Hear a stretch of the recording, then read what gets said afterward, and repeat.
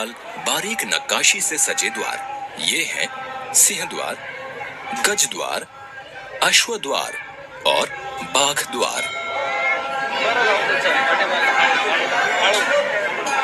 भगवान जगन्नाथ के देव रूप का एक पुराना इतिहास है और इनके उदय के बारे में एक बड़ी दिलचस्प कहानी है।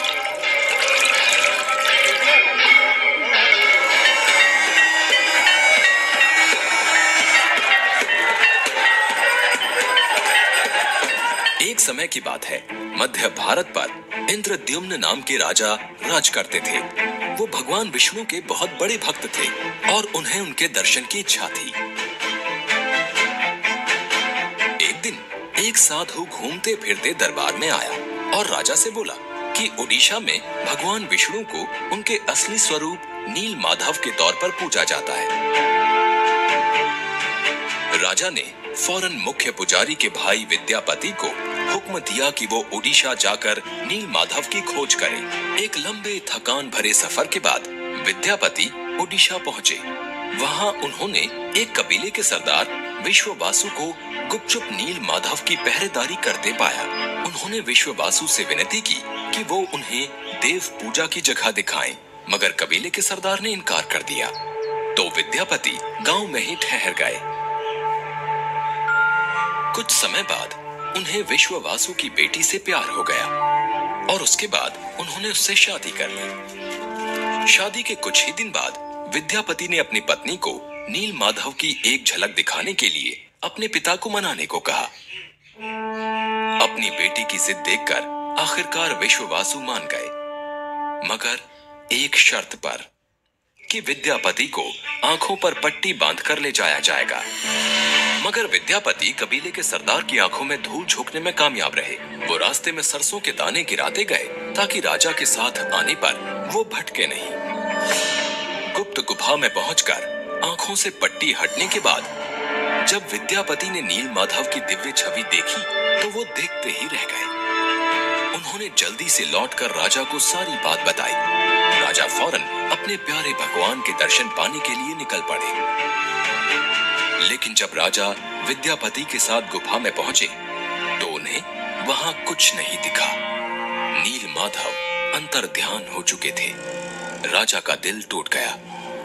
अब राजा की किस्मत उन्हें कहां ले जाएगी? क्या भगवान विष्णु उन्हें दर्शन देंगे? ये तो वक्त ही बता सकता था।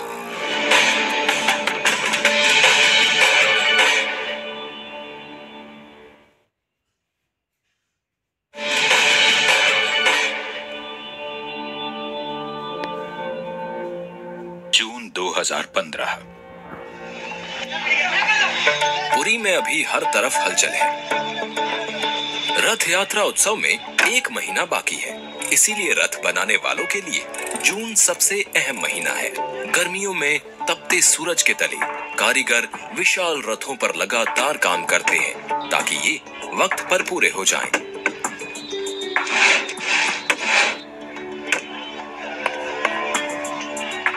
तैयार होने पर हर रथ 40 फीट से ज्यादा यानी तकरीबन 4 मंजिला इमारत जितना ऊंचा होगा।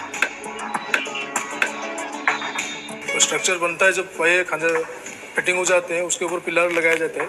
तो पिलर का साइज का कितना भी माप है वो नीचे से तैयार होकर डायरेक्ट लगता है और यहाँ से डायरेक्ट तैयार होकर वहाँ फिटिंग किया जाता है। कारीगर शुरुआत करते हैं विशाल पहियों से, फिर बारी आती है एक्सल की और उसके बाद बाकी की बॉडी बनाते हैं।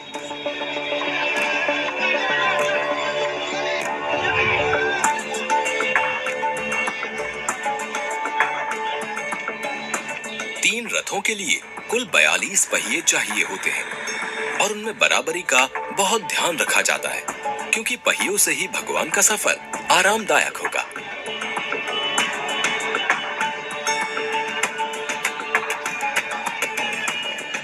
तीन रथों पर 3 अलग अलग टीम्स रात दिन काम करती हैं ताकि ये विशाल रथ उस बड़े उत्सव के लिए समय पर तैयार हो जाएं।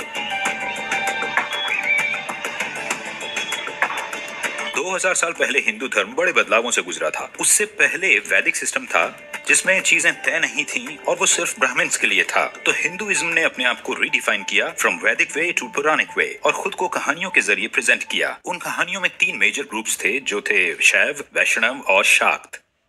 अगर जगन्नाथपुरी के इस मंदिर की बात करें तो ये वैष्णव तौर तरीके वाला है और वैष्णव खास तौर पर बात करते हैं जीवन के आनंद की। इसीलिए भगवान एक राजा की तरह रहते हैं। वो भरपूर जीवन जीते हैं। वो सुबह सुबह उठते हैं, स्नान करते हैं, शाही कपड़े पहनते हैं और हर दिन भगवान को 6 बार भोग लगाया जाता है। हमारा एक मान्यता है हिंदू धर्म में, जो भगवान विष्णु हर रोज पृथ्वी पृष्ठ में आते हैं। रामेश्वरम में जाते हैं स्नान करने के लिए, उसके बाद द्वारिका जाते हैं, उधर ये श्रृंगार होके सारा देश को चलाते हैं रजा होके। मध्याह्न में भगवान विष्णु पुरी में आते हैं, यहाँ पे वो खाना खाने के लिए आते हैं और जिस अन्न को ब्राह्मण लोग क्या देवता लोग भी तरसते हैं पाने के लिए। ये इसी क्षेत्र का महत्व, ये खाने का पीठ है, क्षेत्र है।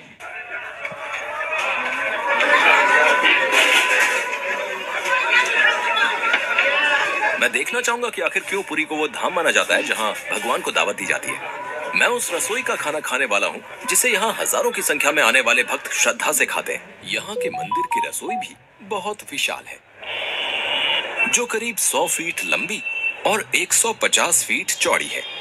बाहर से देखने पर यह किसी किले से कम नहीं लगती।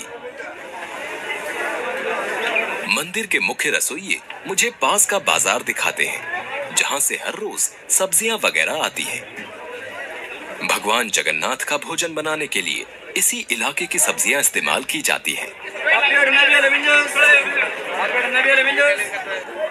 अच्छा ये बताइए, ये मार्केट कितना पुराना है? ये 1000 साल पुराना मार्केट है। उसका नाम है लक्ष्मी बाजार। आसपास का जो खेत है वहीं से सब आता है।